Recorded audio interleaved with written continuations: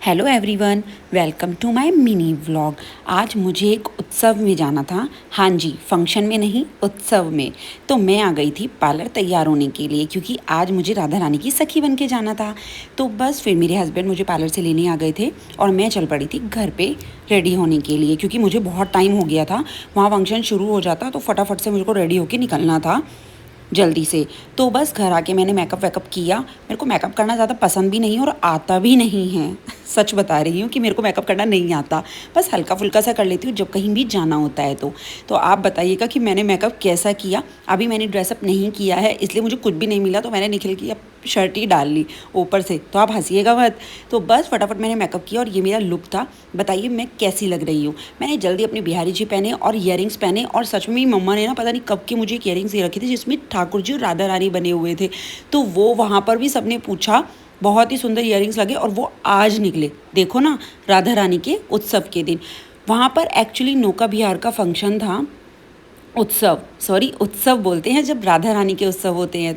तो बहुत ही सुंदर था, मैंने कभी नहीं देखा था। तो आज मैं वहीं जाने वाली थी, और चलिए आपको भी दिखाते हैं कि राधा रानी और ठाकुर जी का नौका विहार उत्सव कैसा होता है। तो बस जल्दी से ड्राइवर आ गया था और मेरे को जल्दी निकलना था, और ये था मेरा पूरा लुक। सखी तो मैं नहीं बन पाई हूँ, बट जैसे भी रेडी हो पाई हूँ। बस फिर उसके बाद हम पहुँच गए थे अपनी लोकेशन पर, अपनी फ्रेंड के घर पर। और वहाँ का नज़ारा ना भाई सच में देखने लायक था। सच में आप कोई भी पार्टी कर लो, कुछ भी कर लो, उसकी एक अलग वाइब होती है, मगर आप जब राधा रानी के उत्सव करते हो ना, तो उसकी एक अलग वाइब होती है। जब हम उनके घर में गए तो इतनी पॉजिटिविटी, और मतलब ऐसा लग रहा था ना कि जैसे हम महल में हैं। सच बता रही हूँ कि मतलब बहुत ही मज़ा आ रहा था देख करके, और इतनी अच्छी डेकोरेशन, इतना अच्छा वाइब, सब कुछ बहुत अच्छा था। बस हम जल्दी जल्दी तैयारी कर रहे थे कि भाई जल्दी जल्दी से हमारी युगल सरकार हमें दर्शन दे। उनके घर इतने सारे लड्डू गोपाल जी आ रखे थे कि एक के बाद एक जल्दी से अपनी सिंहासन पर वो आके विराजने लगे। बस उसके बाद सब कहने लगे, भाई युगल सरकार के दर्शन करा दो, हमारी किशोरी जी के दर्शन भी तो करा दो, जल्दी से बुला दो। तो वहाँ जो करनी मंडली आई हुई थी, उन्होंने कहा जब तक माहौल नहीं बनेगा ना किशोरी जी के आने का, तब तक मैं नहीं बुलाऊंगा। सच बता रही हूँ। फिर हमने बहुत नाम जाप किया, किशोरी जी को बुलाया, और उसके बाद किशोरी जी हमें दर्शन देने आ ही गई। और भाई वाकई में सब झूम उठे जब वो हमें दर्शन देने के लिए आई। इतना आनंद, इतना आनंद कि मैंने ना सच में पहली बार ही ऐसा उत्सव देखा था।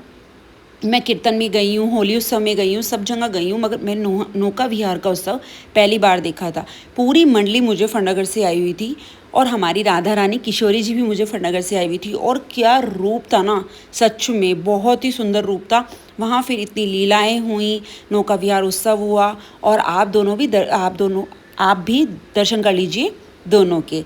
ठीक है, बड़े ही सुंदर, ये देखिए कितने प्यारे लग रहे हैं ना दोनों। बिल्कुल भाई ऐसा मन कर रहा था निहारते ही रहो और उन पे से नज़रें मत हटाओ, इतने सुंदर लग रहे थे। सच बता रही हूँ कि मतलब मैं आपको क्या ही बताऊँ, आप देख रहे हैं, मगर जब मैंने फील किया तो सच बता रही हूँ कि सच में ऐसा लग रहा था कि वो दोनों वहीं हैं। और अभी बात यहाँ ख़त्म नहीं हुई थी।